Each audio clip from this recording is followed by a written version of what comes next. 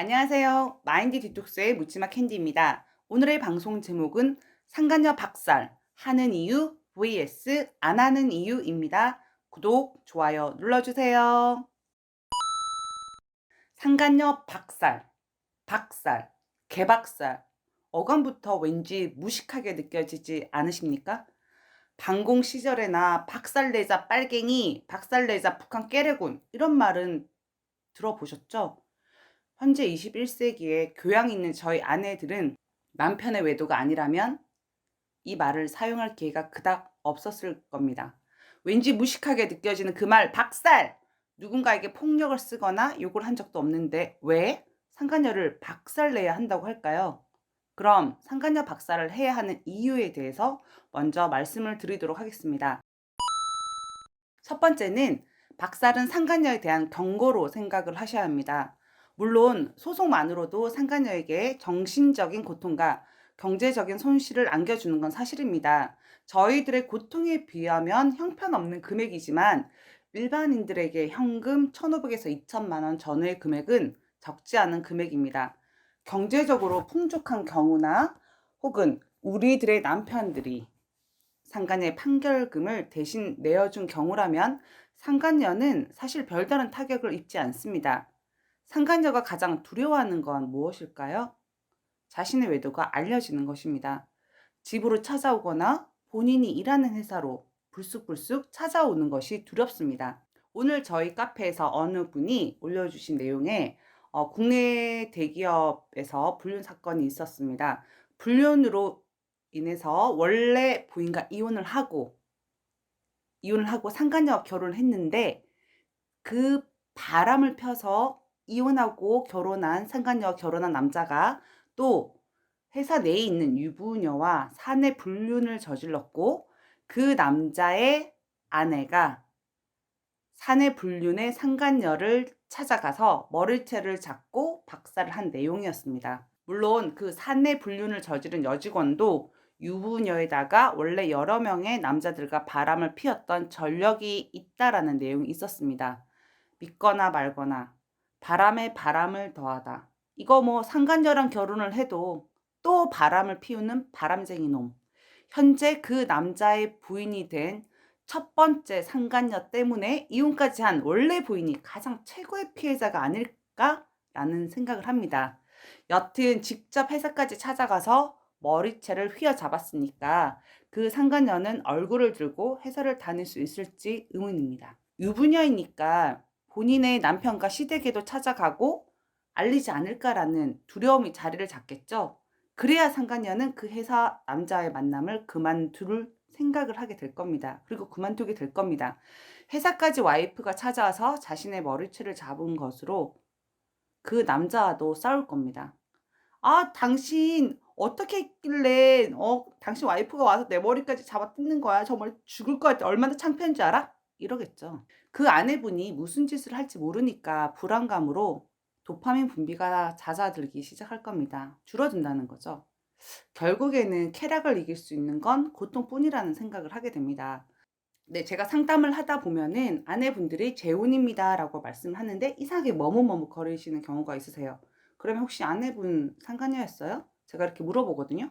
그러면 그런 경우가 있기도 합니다. 본인이 본처와 이혼을 하게 만들고 결혼했지만 결국 그 바람쟁이들이 또 바람을 피는 경우. 그러니까 이때는 사실은 마음속으로 '야 너가 상간녀였으니까 상간녀 이해해야지.'라고 생각하지만 그분들 고통도 진짜 이루 말할 수 없이 아픈 것 같더라고요. 자, 그다음 두 번째는 아내의 분노 해결을 위해서입니다. 상간녀 박살을 못 내신 분들은 남편이 돌아온 후에도 그 분노가 해결이 되지 않아서 너무나 힘들어합니다. 남편 놈이야 데리고 살면서 종놈처럼 부리거나 간혹 분노를 표출할 기회가 얼마든지 있지만 상간녀는 소송이 끝나고 판결금이 입금된 후에는 어찌할 명분이 사라지게 됩니다. 그쪽에서는 판결금으로 자신의 불륜에 대한 죗값을 다 치루었다고 생각하기 때문입니다.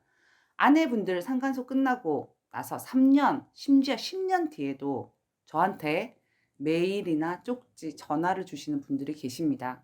제가요, 그 당시에는 그냥 처음이라 모르고 그냥 '남편하고 잘 살아야 되겠다.' 이 생각밖에 없었거든요. 그래서 상간녀 얘기 아무것도 안 하고 지나갔는데 세월이 이렇게 흘러도 그녀한테 싸다고 한 대 안 날리고 머리채 한번 안 흔들어 놓은 게 너무 분하고 그 생각 때문에 화가 나서 살 수가 없어요. "지금이라도 하고 싶은데 방법이 없을까요?" 라고 말씀하십니다. 그러면 저는 "아내분 지금 찾아가서 상간녀를 때리고 박살내시면 아내분 완전 미친년이 됩니다. 하지 마세요." 라고 말씀을 드립니다. 분노 해결이 되지 않으면 그 미움이 되돌아온 남편에게 고스란히 가게 되고 그럼 계속 싸우겠죠. 부부 관계 회복도 더더더 더뎌지게 만듭니다. 멀쩡한 내 가정에 상관도 없는 상간녀가 끼어들어서 온통 내 가정을 쑥대밭으로 만들었고 내 남편과 몸을 썩고 놀아난 그 여자. 본인 가정일은 본인들이 알아서 하세요. 왜 저한테 이러세요? 라고 훈수두던 그 상간녀 얼굴이 매일 떠올라서 아내분이 고통스럽다면 가서 그냥 개박살 내는 것이 맞다라고 생각을 합니다. 이 구역의 미친년은 나다! 라고 생각하시고 형사고소든 뭐든 난 두려운 것이 없다! 라는 메시지를 던져주는 거죠.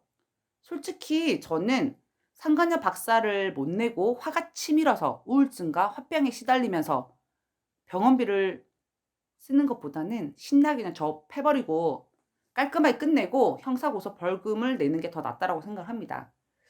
네. 그러면 여기는 하는 이유이고요. 하지 말아야 되는 이유에 대해서도 말씀드리겠습니다. 자, 그러면 이제는 상간녀 박사를 안 하는 이유에 대해서도 말씀을 드리겠습니다.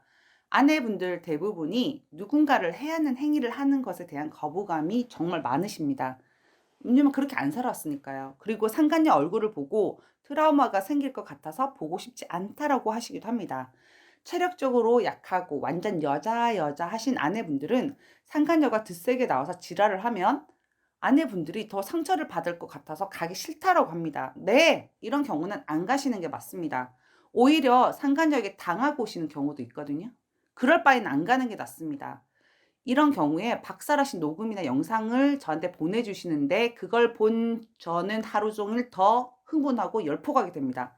존댓말을 쓰시고 강수지보다 더 여자 목소리로 경고가 아닌 그냥 대화를 하고 오십니다.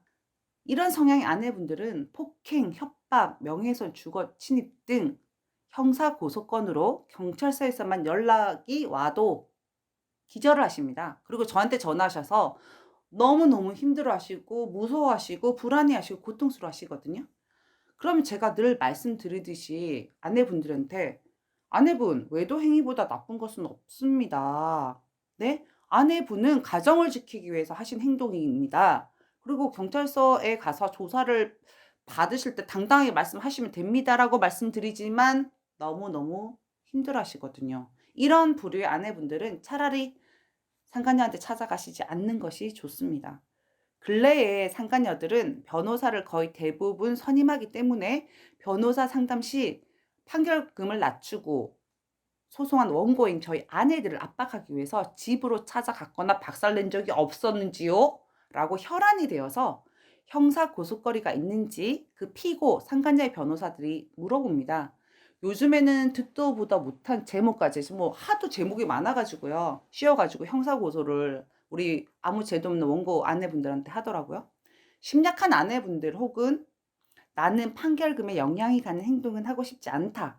그리고 난 상간녀 따위 몸에 손도 대고 싶지 않다.'라는 생각이신 분들은 안 하시면 됩니다. 그리고 덧붙여 공직이나 공무원인 경우에 형사 사건의 경우 벌금 금액 혹은 처벌에 따라 징계를 받거나 인사 관련해서 불이익을 받을 수도 있기 때문에 주의하셔야 되는 경우이고요. 사실 예전에는 저도 "무조건 박살 내야 된다. 안 간다면 소리소리 지르고 가셔야 된다."라고 말씀을 드렸지만 근래에는 아내분의 성향과 상황을 고려해서 박살 실행을 말리는 경우까지도 있습니다. 상간녀의 유형과 남편과의 불륜의 깊이 정도에 따라서 강약 조절을 하면서 상담을 드립니다. 저는 요즘에는 무조건 박살을 해야 된다라고 생각은 하진 않습니다. 가능하다면 하는 게 좋죠. 한 80% 이상. 네. 상간녀 박살을 하고 안 하고의 선택은 바로 아내분 자신입니다. 어떤 게 내가 더 마음이 편할까를 선택하시면 됩니다. 네이버 카페에서 묻지마 캔디 마인드 디톡스로 검색을 해주세요. 상담을 통해서 여러분들의 문제 해결에 실질적인 솔루션을 제공해 드리겠습니다. Have a sweet mind detox. 아 참! 여러분 우리 오늘 마인드 디톡스 구독자 수가 2만 명이 넘었습니다. 네, 혼자 하고 있는 캔디 방송 잘 들어주셔서 너무 감사하고요. 네, 3만 명 가자 할 수 있죠? 여러분 너무 감사합니다. 다음 방송일에 우리 또 만나요. 안녕.